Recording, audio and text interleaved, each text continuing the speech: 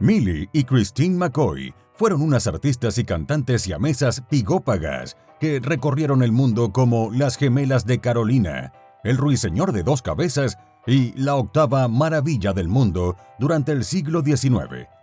Las gemelas compartían una pelvis y la parte inferior de la columna, pero tenían sus propias extremidades. Nacieron en 1851 y eran hijas de esclavos. Su madre era una nativa americana llamada Monimia y su padre era Jacob McCoy, un africano.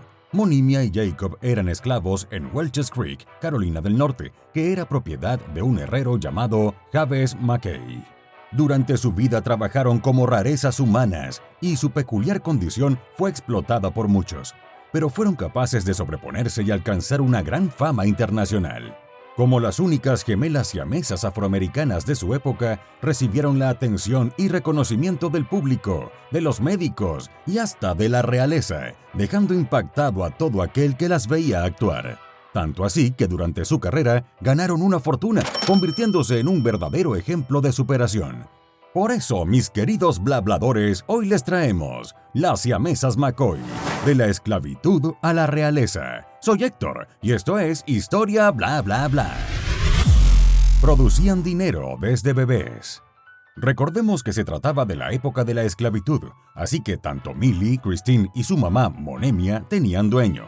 Se trataba de Jabez Mackay, quien apenas vio a las siamesas, rápidamente aprovechó la oportunidad para ganar dinero con su anatomía.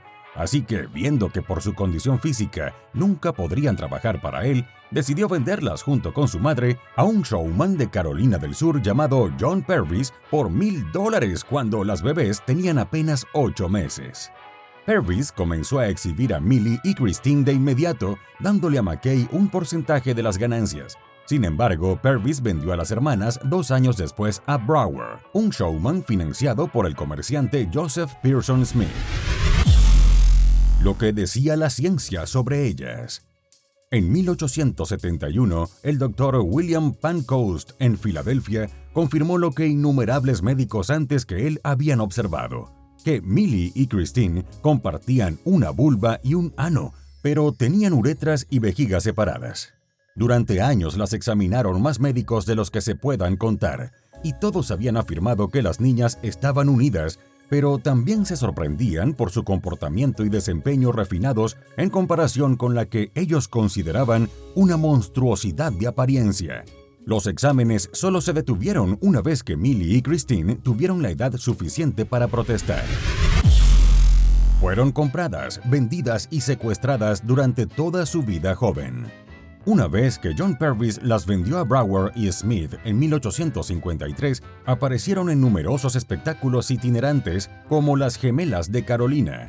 Solo un par de años después, Millie y Christine fueron secuestradas de un espectáculo en Nueva Orleans, después de lo cual fueron exhibidas en Barnum's American Museum, en la ciudad de Nueva York. En 1855, Millie y Christine fueron adquiridas por W. J. L. Miller, un exprofesor que se convirtió en showman. Miller exhibió a las gemelas en Canadá, Europa continental e Inglaterra, donde Joseph Pearson Smith pudo localizarlas. Recuerden que legalmente las siamesas eran propiedad de Pearson Smith, y él estaba empeñado en recuperar su lucrativa inversión. Por eso, cuando él se enteró de que las chicas estaban en Inglaterra, partió inmediatamente para allá. Pero como en ese país la esclavitud era ilegal, el astuto Pearson Smith se llevó consigo a Monimia, la mamá de las chicas, para que fuese ella quien las reclamara. Y así fue. Millie y Christine fueron devueltas a su madre, y aunque parezca loco, ella se las dio otra vez a su dueño para que las siguiera explotando como rarezas en sus espectáculos. La vuelta a América fue decepcionante. Cuando regresaron a los Estados Unidos, John Pearson Smith pronto descubrió que las siamesas ya no eran tan novedosas, así que decidió mejorar el espectáculo. Comenzó a enseñarles diferentes idiomas a las niñas y también a leer, escribir, cantar y tocar el piano. Millie y Christine ahora cantaban y, por supuesto, incluyeron este talento en su acto, mostrando etiqueta, sofisticación y gracia, mientras además recitaban poemas en francés y alemán para el público. Más tarde, las hermanas realizaron una gira como El Ruiseñor de dos cabezas. Tiempo después, en 1862, Pearson Smith murió, y ahora las gemelas eran propiedad de su hijo. Sin embargo, una vez que lograron su emancipación, Millie y Christine se quedaron con los Smith, a pesar de que eran legalmente libres. A partir de ese momento, las chicas fueron presentadas como una sola persona. Debido a que compartían un cuerpo, Millie y Christine a menudo se consideraban un solo ser. E incluso durante sus espectáculos se referían a sí mismas como yo, en lugar de nosotras. Así que Pearson Jr. decidió usar esto y presentó a las gemelas como Millie Christine, la chica de 2 cabezas con 8 extremidades. En su autobiografía llamada La historia de las gemelas de Carolina, contada en su propia manera peculiar por una de ellas, expresaron cómo se sentían acerca de su identidad e identidades de la siguiente forma. Aunque hablamos de nosotras mismas en plural, nos sentimos como una sola persona. De hecho, siempre se nos ha considerado como tal, aunque llevamos los nombres de Millie y Christine. Una cosa es cierta, no desearíamos ser separadas, incluso si la ciencia pudiera efectuar una separación. Estamos contentas con nuestra suerte y somos realmente felices. Tenemos un solo corazón, un sentimiento en común, un deseo, un propósito. Las gemelas actuaron para la reina Victoria. Sus carreras estaban en pleno apogeo. Sin embargo, la guerra civil se hacía sentir en el país. Así que las talentosas siamesas emprendieron una gira mundial a principios de la década de 1870. Y contra todo pronóstico, se presentaron ante la reina Victoria en 1871 en el Palacio de Buckingham. La reina les regaló pinzas para el cabello con diamantes. Acerca de ese evento, las gemelas dijeron: «La pompa y las circunstancias del entorno deslumbraron nuestros ojos jóvenes y nos preguntamos qué iban a hacer con nosotras. Pero podemos decir que Victoria era una buena mujer, porque nos habló con ternura y a nuestra madre también, y cuando nos fuimos nos llevamos abundantes muestras de sus buenos sentimientos y de su gran generosidad». Muchos artistas se jactan de haber estado ante la reina. Tal vez lo hayan hecho y emplearon una gran diplomacia para llegar allí, pero con nosotras el caso fue diferente. Pobres monstruosidades y además chicas negras. Nos fueron a buscar, y eso sin ninguna influencia en la corte para obtener una invitación real. Después de eso ya se podían considerar celebridades, así que siguieron actuando y ganando tanto dinero que durante la década de 1880, Millie y Christine se compraron una propiedad en Carolina del Norte y construyeron una casa de 10 habitaciones donde vivían cuando no estaban de gira. La propiedad estaba ubicada en el territorio original de Mackay, donde habían nacido siendo esclavas.